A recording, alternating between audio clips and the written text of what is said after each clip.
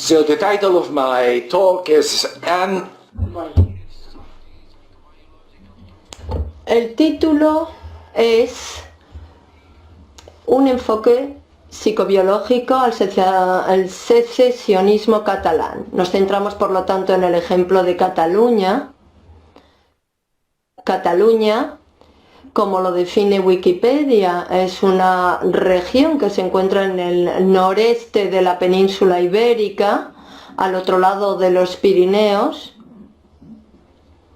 La Cataluña francesa está satisfecha con su situación de pertenencia a la República Francesa y la Cataluña española no está satisfecha y desea la secesión, hacerse un estado independiente y quiere que su bandera ondee por aquí como un estado más de Europa. La población de Cataluña son unos 7.900.000 personas o 7,5 millones, 40 y pico % de origen nativo o asimilado, como yo, por ejemplo, y del 50-56% proviene del resto de España o de países extranjeros. Los idiomas que se hablan en Cataluña, según las últimas encuestas sistemáticas, que el 56% de la población se expresa en español como idioma habitual, 36% en catalán, pero si se añade el 6% que habla ambos idiomas, llegamos a un 42%, es decir, que se repite en realidad los porcentajes. La mayoría de nativos y asimilados hablan catalán de manera habitual, como yo, y del 50 al 56% de la población habla español. También se hablan otros idiomas como, bereber, árabe, amasí, kurdo, etcétera, etcétera. Con esto terminamos la descripción.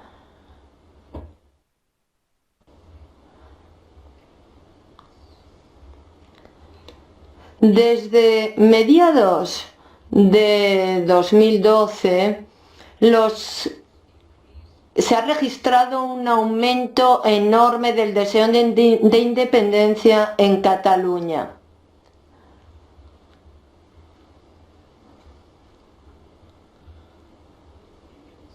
Como ven en el gráfico, de junio a octubre de 2012, la proporción de personas que manifiestan preferir que Cataluña sea un estado independiente ascendió de un 30 a casi un 50%. Se trata de un incremento notable, sin explicación. Estoy hablando de datos fehacientes, serios. Se trata de una encuesta, pero una encuesta realizada con robustez cada 3 veces al año, realizada por la Agencia de Estudios Oficiales del Gobierno Regional de Cataluña. Ha disminuido, como ven, ese porcentaje un poquito, pero está estabilizado en un 40%. Entonces, la pregunta es ¿por qué? ¿Por qué se produce este aumento? ¿Qué puede explicar ese cambio tan notable? Aquí ven el mismo gráfico con todos los registros, el último de marzo de 2016, del mes pasado. Ya ven que el incremento es el que veíamos en el gráfico anterior y la curva sigue estabilizada en el 40% de los encuestados. Por lo tanto, ¿qué es lo que vemos? Un incremento abrupto que además se ve marcado por manifestaciones enormes, reforzadas e impulsada por el gobierno regional, y que se ha consolidado más o menos en un 40% del electorado catalán. Y aquí ven ejemplos de estas manifestaciones gigantescas que han registrado un récord Guinness de manifestaciones populares en la calle. Por ejemplo, en esta fotografía ven una manifestación formada por más de 1 millón de personas que llevaban camisetas para formar la bandera de Cataluña, que ocupaban más de 9 kilómetros. Nadie lo había hecho antes en la historia de la humanidad. Están sumamente orgullosos de lo que han logrado, y se trata de un comportamiento colectivo muy particular. Los catalanes piden un referéndum para votar o aprobar esa secesión que ya organizaron. Lo organizaron el 9 de noviembre de 2014.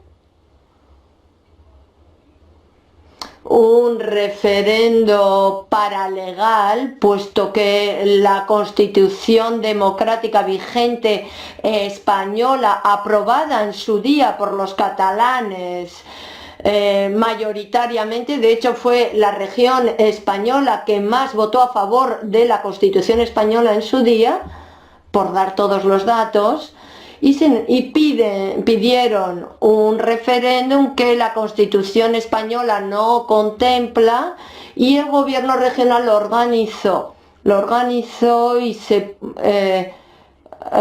organizó porque el gobierno central español lo permitió, no interrumpió el proceso. 1.900.000 personas votaron a favor de la secesión, es decir, el 81% de los que participaron, 2.300.000 personas más o menos, votaron de manera pacífica, ordenada, correctamente, representando el 38% de la base electoral. El resto del electorado no se desplazó a las urnas, no participaron. Y por supuesto no tenía consecuencias este referéndum, pero esto no es una encuesta, es un comportamiento de voto, que es algo diferente. En las últimas elecciones, las de septiembre de 2015, hace 6 meses, y en este caso, sí, el resto del electorado de la región sí que se desplazó hasta las urnas, participaron y votaron 4.100.000 y pico personas. Los abstencionistas son más o menos de 1.400.000, y los resultados al final votaron a favor de partidos secesionistas 1.950.000 y pico.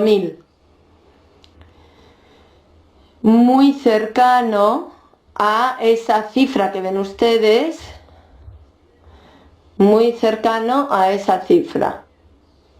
Y una vez más, votaron a favor de partidos no secesionistas 2.100.000 personas. Porcentaje de voto redondeando 48% a favor de la secesión y 52% en contra. Estamos hablando de una diferencia de 150.000 votos nada más. Esta es la situación. Estamos ante una sociedad sumamente polarizada. En un plazo de 5 años se ha polarizado. La sociedad no lo estaba antes, pero ahora está absolutamente polarizada. Los buenos ciudadanos son el 48% y los malos, entre comillas de nuevo, son el 52%. Es decir, los que están a favor de la autodeterminación son los demócratas, así se llaman a sí mismos. Y aquellos que están en contra de la autodeterminación,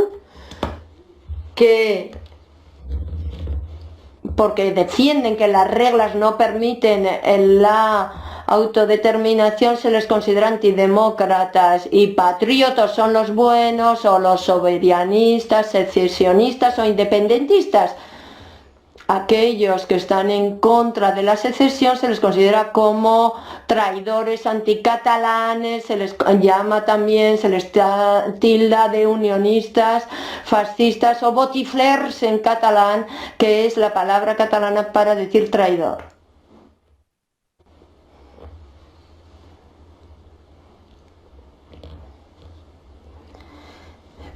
¿Por qué se produjo esto y por qué ocurrió en Cataluña? Porque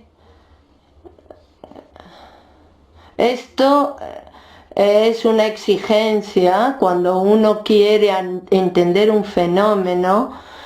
Es una obligación plantearse por qué ha ocurrido esto en este lugar y no en otros lugares con características similares a las de Cataluña, como por ejemplo Gales, Bretaña, Tirol, Córcega, Bavaria, Padania, Galicia, Islas Canarias o Islas Baleares. ¿Y por qué ha ocurrido en Cataluña? Y nadie lo sabe.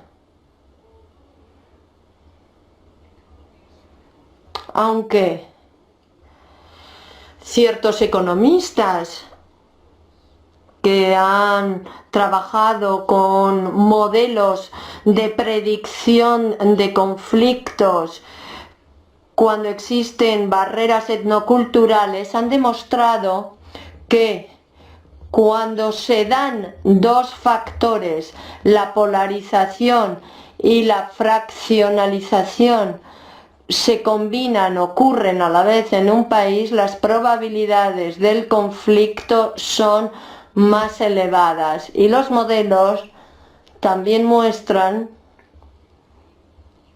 que el país en Europa que tiene la más alta, son modelos, modelos matemáticos de predicción, que dicen que el país de Europa con la mayor probabilidad de un conflicto es España, de toda Europa.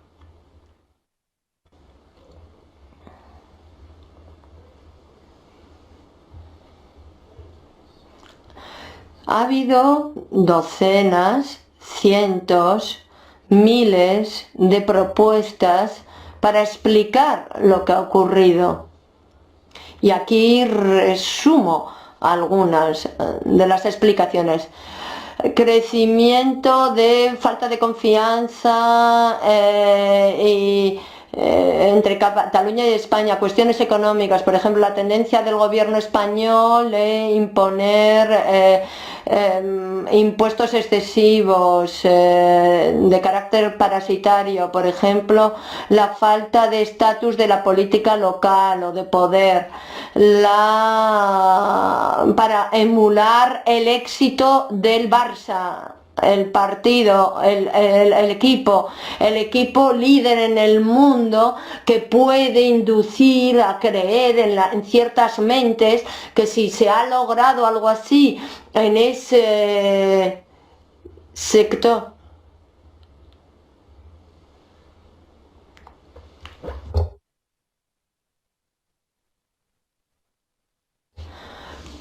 o la diseminación de la xenofobia, o el contexto también. Escocia, otra región democrática que votó en un referéndum, y si los escoceses lo hicieron, ¿por qué no nosotros? Es absurdo. Por lo tanto, la crisis de Europa adoctrinamiento de los medios de comunicación, la debilidad de España. Casi todos son factores que no son muy satisfactorios en realidad, porque en todas las regiones, salvo el factor del Barça, los demás factores también se dan en el resto de las regiones. Así que a menos que aceptemos la validez y poder, digamos, del factor Barça, que yo admito que tiene cierta influencia, a menos que se admita el del Barça, pues el resto no funcionan, por lo tanto. Por lo tanto, la inteligencia española y catalana también pues llega a la hipótesis de alineación transitoria como una especie de locura transitoria. Les voy a leer un artículo de hoy. Necesito las gafas de leer.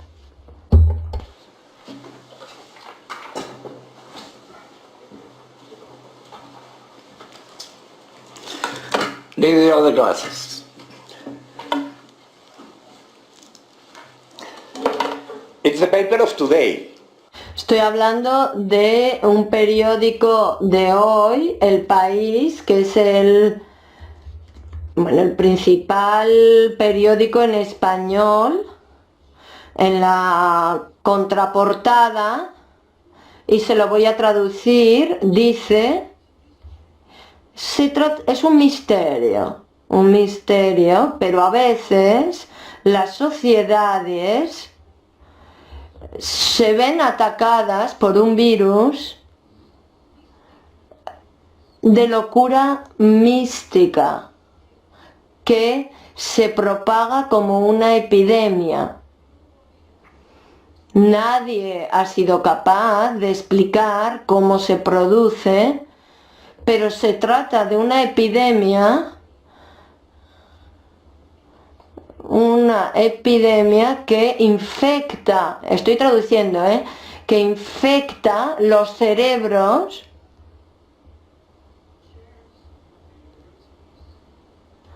cátedras de las universidades, intelectuales, periódicos, y nadie conoce su origen.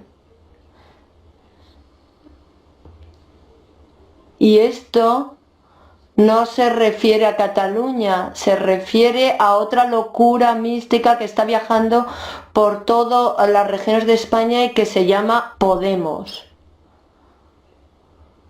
Es otra infección. Y la persona que firma el artículo es la mente más brillante de España actualmente, una de las más brillantes, Félix de Azúa.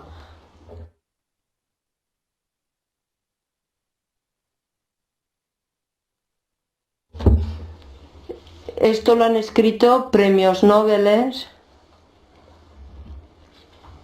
escritores españoles y latinoamericanos, incluso miembros del Consejo de Administración de Euromind, han recurrido a este argumento, a esta locura. Se trata de una locura transitoria, se trata de una enfermedad psicopatológica que afecta a la sociedad, y algunos de estos intelectuales han utilizado una frase de Caro Baroja, antropólogo español, que hace más de 100 años, refiriéndose al País Vasco, dijo: no hay solución para el País Vasco, hay que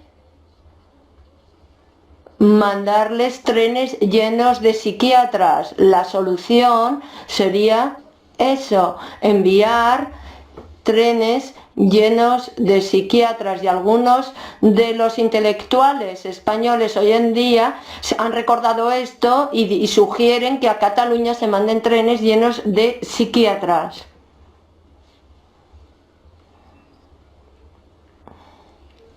Como leen, es un sinsentido, una pseudoexplicación para tranquilizarse. Cuando uno no sabe cómo explicar un fenómeno, pues se explica una pseudoexplicación del orden de lo mágico. Pero es un sinsentido total. ¿Qué ha ocurrido entonces? Es un ejemplo de psicología política normativa, nada que ver con la psicopatología, nada que ver. Se trata de un episodio de competición exacerbada entre grupos en un lugar donde hay una frontera etnocultural. Y luego, ¿cómo se produce? Pues España estaba en un momento de fragilidad extrema, tremenda, en los años 2008-2012, que fue percibida por algunos como una oportunidad por ciertas clases medias catalanas cercanas al gobierno regional. Se consideró como una oportunidad, por lo tanto, que aprovecharon para tratar de ejercer un poder individuo, cómo lograr ese poder exclusivo, lanzando una campaña de adoctrinamiento, de presión social, aprovechando la tendencia al comportamiento gregario, que es una tendencia muy humana, para lograr la victoria. Y no tiene nada que ver con la psicopatología, lógicamente. Pero es fácil de decir, pero luego es muy complejo lo que se ha producido en realidad. ¿Tengo ejemplos? ¿Cómo voy de tiempo? ¿Cómo voy de tiempo? Le dicen que quedan 15 minutos. Decía entonces que tengo ejemplos de conformismo social, parroquialismo, presión social en la forma de la presión de bandera. Son experimentos que he seleccionado, hay muchísimos más ejemplos. Entonces ahora les voy a hablar de esto. Yo en esta conferencia ya lo di en la universidad hace 2 años en el Instituto de Neurociencias de la Universidad Autónoma de Barcelona. Luego he repetido esta conferencia en Madrid, en Galicia, en Alicante, la he pronunciado también, y verán por lo tanto que hay transparencias que se remontan a al pasado. Les voy a hablar, por lo tanto, de tendencias a la congregación, obediencia, conformismo, parroquialismo o favorecer el comportamiento de un grupo. Lo más interesante, me voy a saltar algunas partes, lo más interesante de lo que ha ocurrido estos últimos años es que estas formas de comportamiento en grupo o tendencia individual dentro de un comportamiento en grupo se pueden estudiar desde la neurociencia también. Y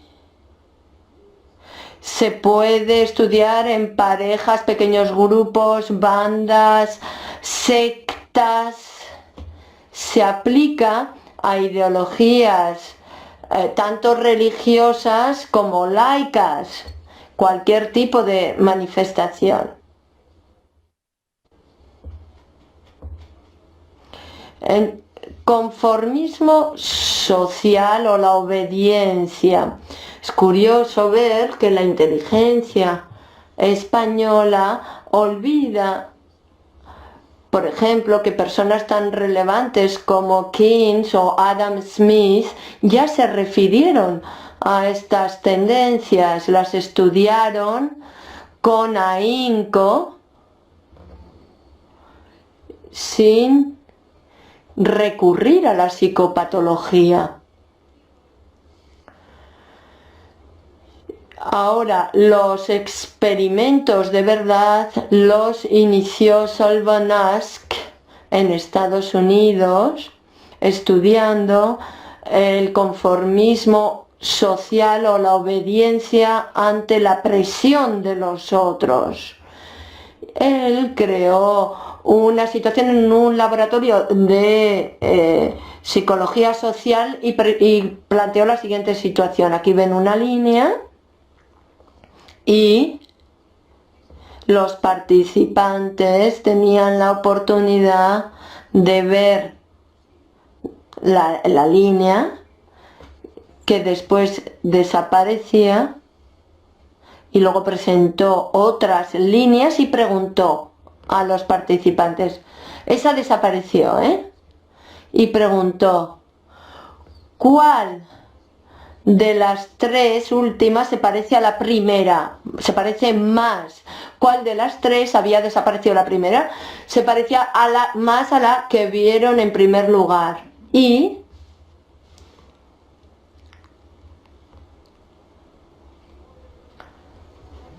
las respuestas se dieron, estaba predeterminado el orden, preguntaba primero al primero de la mesa, luego el siguiente, el siguiente, el siguiente, el siguiente. Y el último, este último, era el único sujeto real, porque los otros estaban de mecha, para entendernos, con el doctor que realizaba el experimento. Y aquí ven los resultados.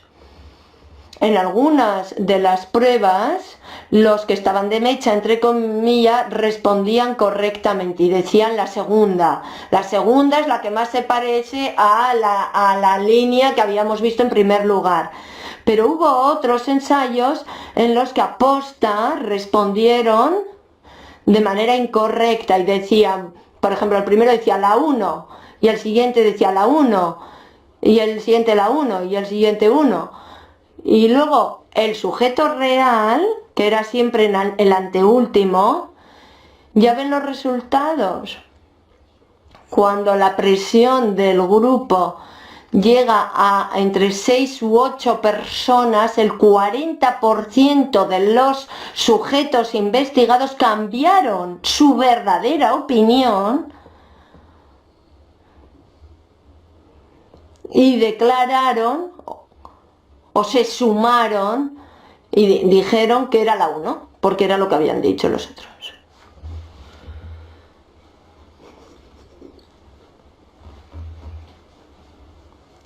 Se repitió el experimento en condiciones diferentes,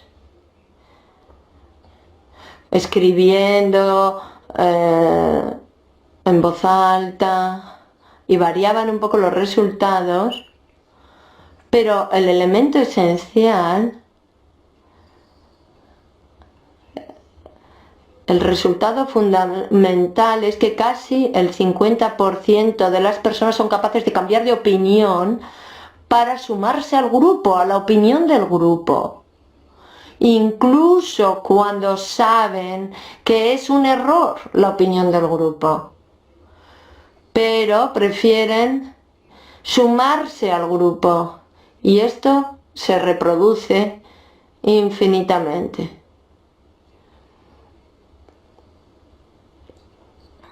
Entonces, cuando se muestran estos experimentos clásicos, la gente suele decir, este es el típico experimento de psicología social y los estudiantes americanos siempre hacen eso y nadie es capaz de replicarlo porque todo el mundo sabe que los experimentos de psicología social son muy difíciles de replicar, pero resulta que se ha replicado en Europa y con los mismos resultados en China, en India, en Australia, con los mismos resultados exactamente.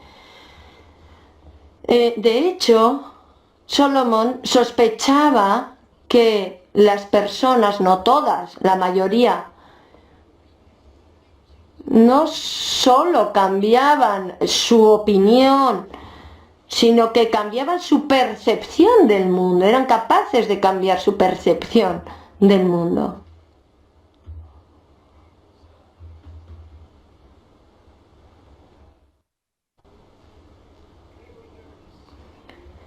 Gregory Burns en la Universidad de Georgia repitió este experimento hace 10 años, un poco parecido. No se trataba de comparar en ese caso la longitud de una recta, sino figuras geométricas con un círculo alrededor. Es un poquito más difícil. El otro era muy fácil, este es un poco más difícil. Y la pregunta era, ¿estas dos figuras son la misma pero vista por delante y por detrás con rotación o no?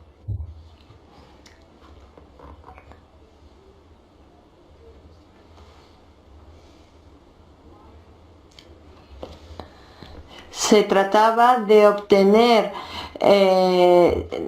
señales se hacía con un escáner para ver exactamente por qué el cerebro cambiaba de opinión. Con imágenes del cerebro, y se hicieron muchísimas pruebas, muchos ensayos con muchas figuras geométricas. Entonces podían ver las figuras y veían la opinión del grupo, de grupo de personas que no son conocidos, pero en fin, se habían conocido a la entrada en el laboratorio previamente, por lo tanto, y también en otros ensayos se daba la opinión de ordenadores, no una opinión social sino tecnológica. ¿Cuáles fueron los resultados? Bueno, pues aquí se replica exactamente el experimento del que hablábamos antes, es decir, que cuando el grupo en la mitad del ensayo el grupo daba la respuesta correcta, pero cuando el grupo daba una respuesta errónea, evidentemente el 40% de los sujetos iban con el grupo, y cuando era un ordenador el 32% se sumaban a la opinión del ordenador en lugar de mantener su propia opinión. Es por lo tanto, una demostración sumamente robusta, que se ha replicado, por lo tanto, con una tarea diferente, con diferentes personas, además, cuyo cerebro estaba siendo analizado y aquí ven las imágenes del escáner cerebral, donde vemos que, en fin, es muy complejo el analizar figuras que han rotado, y tiene que utilizar el cerebro, muchas zonas del cerebro para poder analizarlo, pero las zonas del cerebro que participan, por lo tanto, en las acciones visuales, comparación, motor y demás, pero luego la zona del cerebro que discrimina entre información exterior, ordenadores, y información exterior, personas, concretamente,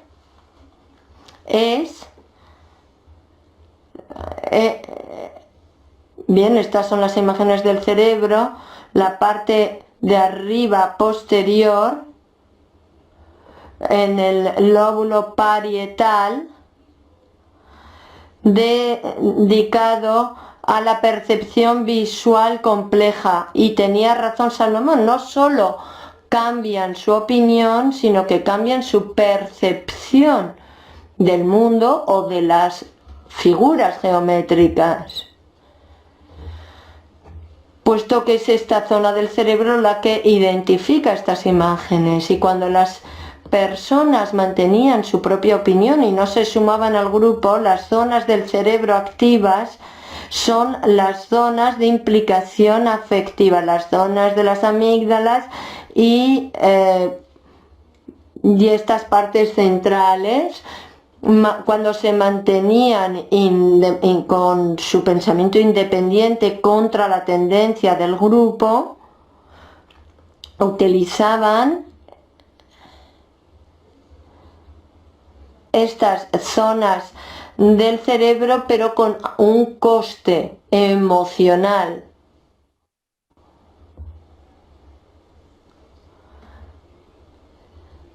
Acepto su escepticismo.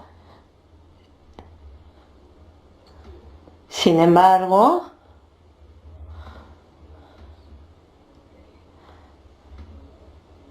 estamos hablando de comparar la longitud de una recta o las características geométricas de ciertas figuras.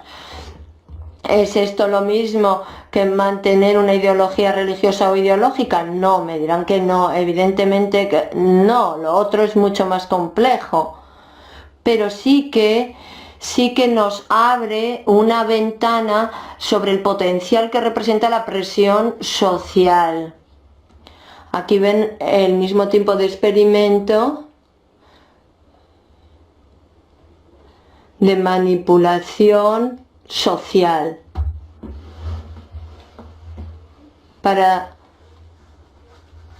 diagnosticar la belleza de un rostro humano, y lo diagnostican mujeres también, no hombres, porque me pueden decir no, todos los experimentos los han hecho con hombres y no vale. No, estos se han hecho con mujeres y lo han hecho en Ámsterdam y en Nijmegen, bastante cerca de aquí. Kucharev, Basilix,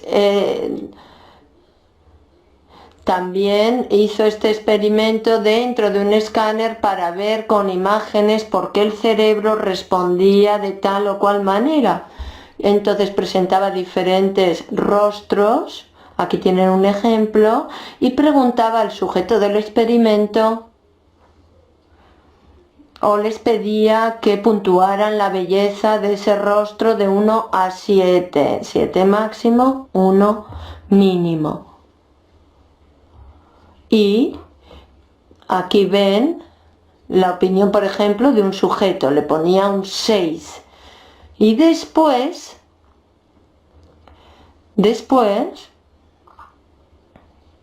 esto supone que el sujeto ha tomado una decisión y le ha dado a un botón. Y luego se ve la opinión de los demás, lo que opinan las holandesas. Digamos que se había realizado una encuesta y habían una serie de resultados .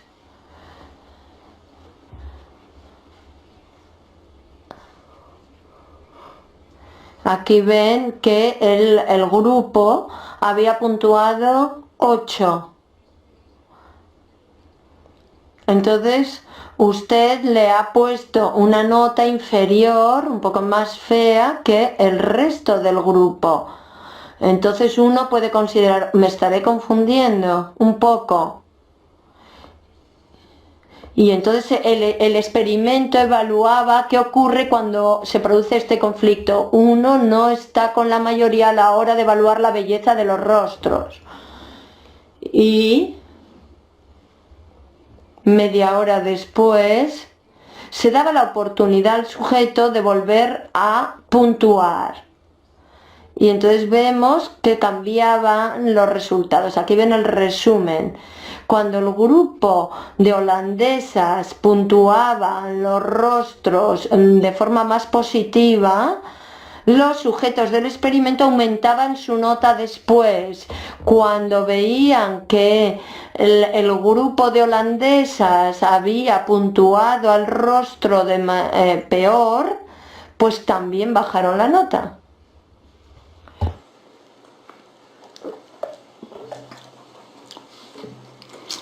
And this in the brain produce. Y esto en el cerebro produce un conflicto último en el lugar donde todos los que estudian los conflictos íntimos, automáticos, no conscientes, la parte anterior del cingulate en esta región que estoy marcando aquí ahora, pues esto aumenta y aquí hay una pequeña reducción en el nivel de bienestar en la región donde se siente la satisfacción.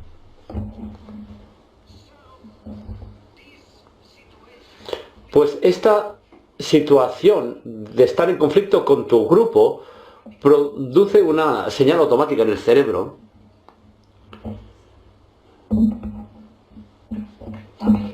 que activa un conflicto y reduce el nivel de satisfacción.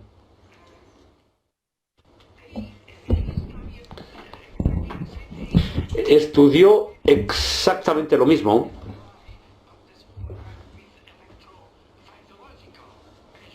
con medidas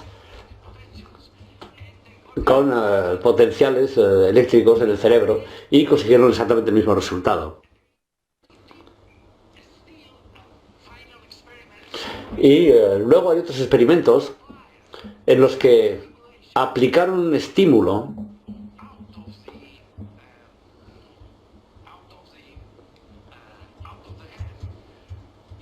exterior al cerebro, la estimulación magnética transcraneal, dirigida a la región que procesa el conflicto íntimo cuando no sigues a tu grupo. Y experimentalmente consiguieron reducir o aumentar las respuestas de los sujetos al hacer esto de manera experimental. Es decir, que modificaban la tendencia a tener una determinada opinión, estimulando los lugares específicos del cerebro que procesan esas informaciones. Esto es tremendamente poderoso porque esto no es correlacional, esto es experimental. Muy bien. Un experimento parecido con opiniones sobre canciones. En fin, esto me lo voy a saltar. La memoria. Esta es la memoria.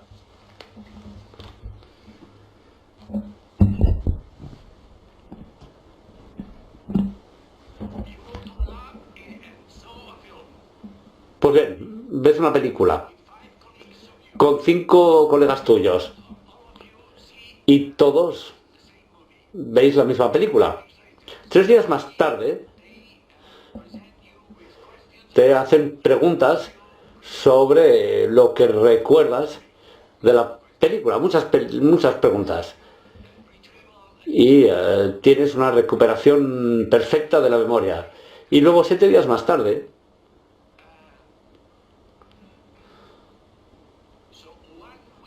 es decir, una semana después de haber visto la película por primera vez,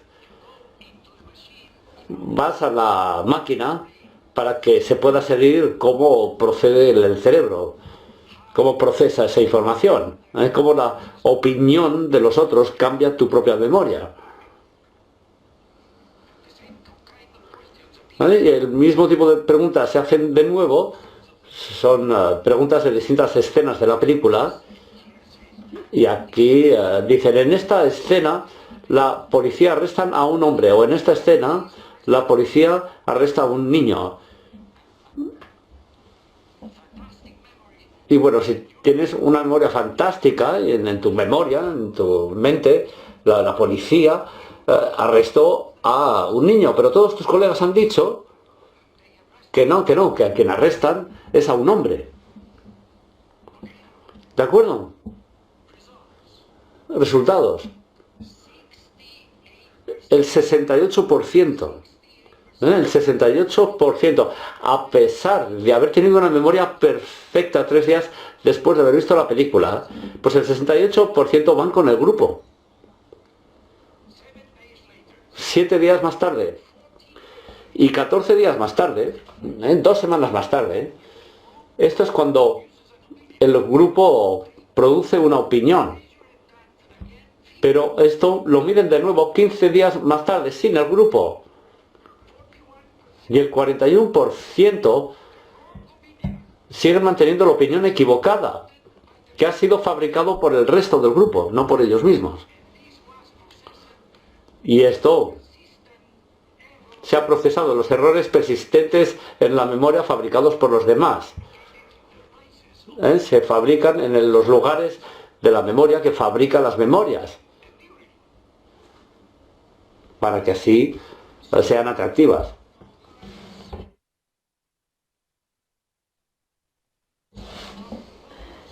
Bueno, hemos hablado de las caras, de las películas. Hay otros experimentos sobre la influencia social en Internet. Por ejemplo, esto me lo voy a saltar. Bien. Now, I had several experiments of... Y ahora tenía varios experimentos sobre el paroquialismo, pero como el profesor de Druet lo explicará, presentará muchos experimentos de paroquialismo, esta parte me lo voy a saltar. Pero a cambio me das 2 minutos más. Venga, pues me salto todo esto. Podemos volver a tratarlo durante el debate. Me voy a saltar toda esta parte de mi discurso, esto también. Miren, solo para volver al inicio de mi presentación. ¿Recuerdan que decía que tenemos una sociedad muy polarizada en una frontera etnocultural? Aquí tenemos un resumen de los resultados electorales de septiembre de 2015, que ya han visto, distribuido entre personas de orígenes nativos y asimilados, como yo, y las personas del resto de España y de países extranjeros. Los partidos secesionistas son los verdes y los amarillos, y los partidos no secesionistas, violetas, marrón, rojo y azul. Pues las personas, a medida que se mide, esto es nacido fuera de Cataluña, padres nacidos fuera de Cataluña, abuelos nacidos fuera de Cataluña. Y aquí Cataluña nacidos en Cataluña, y los abuelos en Cataluña, los bisabuelos en Cataluña. Aquí tenemos una división perfecta de origen frente al voto, en relación con el voto.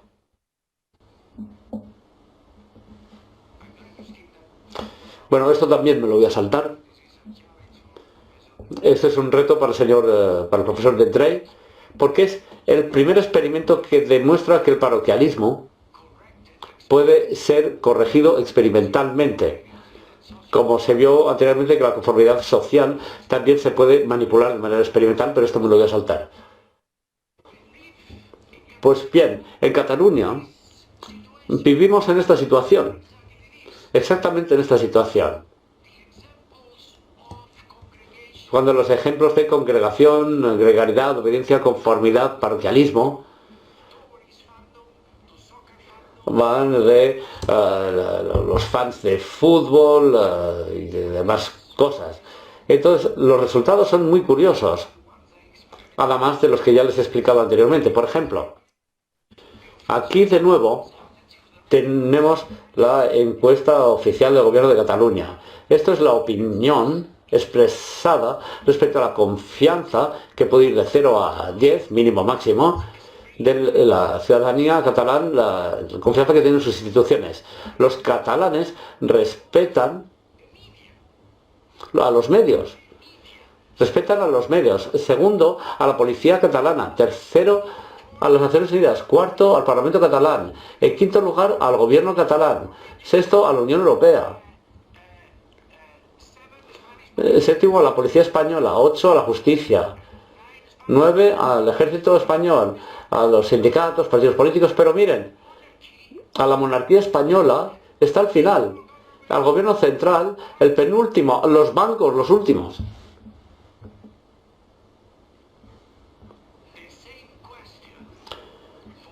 Y la misma pregunta para la ciudadanía española en el resto del Estado pone a los medios de comunicación en esta zona de aquí, por la mitad del cuadro.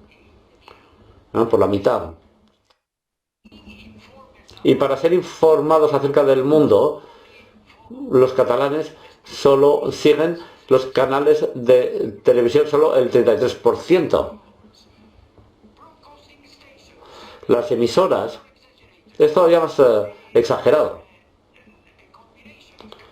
La combinación de Radio Cataluña y RAC1, esta es la pública y esta es la privada, cuentan con el 62% de los radioyentes y las emisoras españolas todas juntas son el 25% de los radioyentes.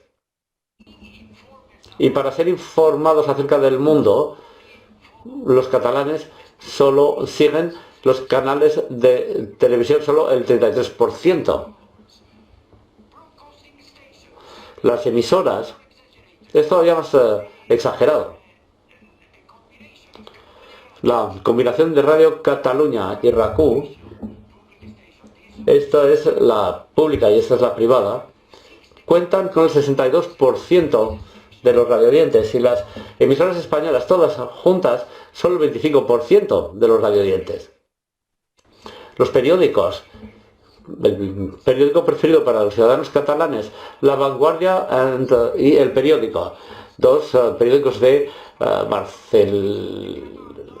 en Barcelona, pero que dominan catalán, aunque también utilizan el español. Esto lo siguen y lo compran el 57% de los lectores. Si a esto añadimos los periódicos que son totalmente prosecesionistas, que es un 20% más, nos da el 77% de los lectores catalanes. La proporción de los que leen periódicos españoles no llega ni al 10%. Y lo mismo para los blogs y los medios sociales. Por lo tanto, las oportunidades que hay para presionar, para aplicar una presión social y para influir, es tremenda las posibilidades que hay, tremendo. De tal manera que probablemente no ha ocurrido de manera comparable en ningún otro país occidental. Mire, este es un resultado bastante curioso. Algunos colegas míos en mi universidad dicen que es mi culpa, porque esto lo expliqué hace 2 años. La campaña dice: ponga la campaña secesionista en su balcón y manténgala ahí hasta que tengamos la secesión. Esto viene de que un investigador israelí, Ran Hassin, que es un investigador, un sociopsicólogo fantástico, demostró que mientras estás haciendo otra cosa, otra rutina, si aparece una bandera en tu mundo de percepciones, eso cambia un poquito tu opinión. En Israel, él demostró que para los israelíes funciona, para los palestinos también, luego en Rusia, luego en Italia, y ya el último resultado que yo conozco fue en Estados Unidos. Él demostró que, sin interrumpir el orador, necesito 30 segundos.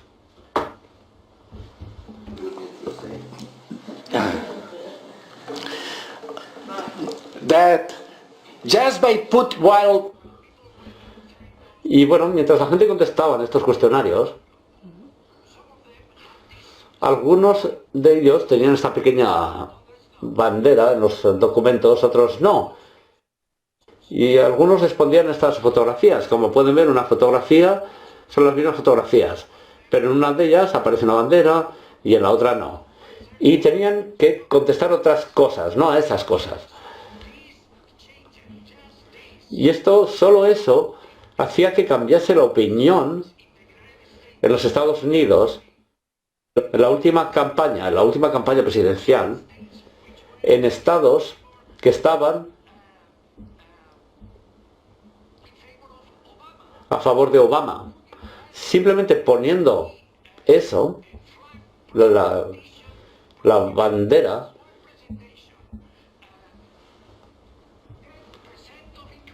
pues eso produjo un 10% de aumento del voto pro-republicano.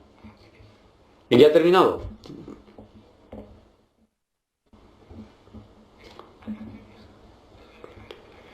He terminado. Con esto termino, con esto termino.